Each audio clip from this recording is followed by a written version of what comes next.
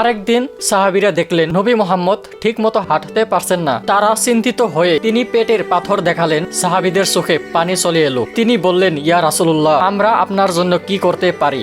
নবী কি বললেন জানেন? তিনি বললেন, আমি দুনিয়ার সম্পদ চাই না, আমি চাই আমার উম্মত আল্লাহর পথে থাকুক। সবচেয়ে আশ্চর্যের বিষয় হলো, এত কষ্টের মধ্যেও প্রফেট মুহাম্মদ কখনো দোয়া করেননি, হে আল্লাহ আমাকে ধনী বানাও। বরং তিনি বলতেন, হে আল্লাহ তুমি আমাকে দরিদ্র বানিয়ে রেখো, দরিদ্র অবস্থায় মৃত্যু দেও এবং দরিদ্রদের সাথেই কিয়ামতে উঠাও। এই কথার গভীরতা বুঝতে পারছেন? তিনি চাইলে রাজা হতে পারতেন, কিন্তু তিনি বেছে নিয়েছিলেন একজন নম্র বান্দার জীবন। ইসলাম আমাদেরকে শিখায় কম থাকলেও কৃতজ্ঞ থাকা, কষ্ট পড়লে ধৈর্য ধরা আর নিজের চেয়ে অন্যর কথা আগে ভাবা। আজ আমরা অনেক কিছু পেয়েও অসন্তুষ্ট, আর আমাদের নবী মুহাম্মদ কিছু না পেয়েও ছিলেন সবচেয়ে সন্তুষ্ট মানুষ।